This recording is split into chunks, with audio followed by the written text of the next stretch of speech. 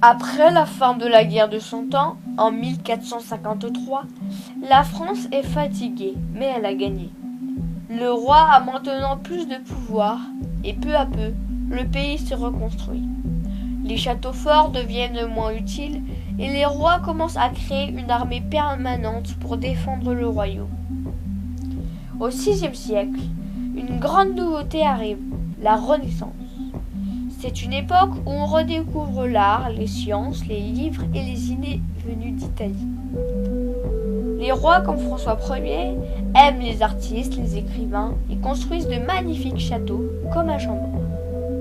C'est aussi le temps des grandes découvertes avec Christophe Colomb ou Jacques Cartier et les voyages vers l'Amérique. Mais tout n'est pas paisible. En France, une nouvelle religion apparaît, le protestantisme. Beaucoup de gens deviennent protestants, qu'on appelle aussi huguenots. Mais la majorité reste catholique. Cela entraîne des disputes, puis de véritables guerres de religion. Ces guerres sont terribles. L'un des moments les plus connus est le massacre de la Saint-Barthélemy en 1572, où des milliers de protestants sont tués à Paris et dans d'autres villes. Mais le 2 août 1589, le roi de France, Henri III, meurt sans héritier. C'est donc son cousin, Henri de Navarre, qui hérite du trône. Mais le grand problème, c'est qu'il est protestant. Et pour régner sur un pays majoritairement catholique, il décide de se convertir. On raconte qu'il a dit « Paris vaut bien une messe ». En 1594, Henri est couronné roi de France. C'est Henri IV.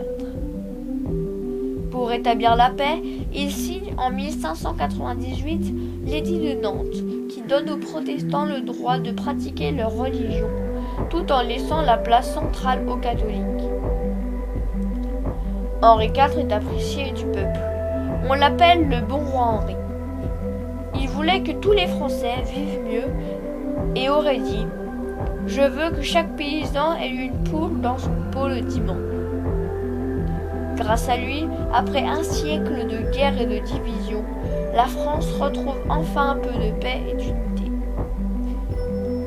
Mais en 1610, le roi se fait assassiner.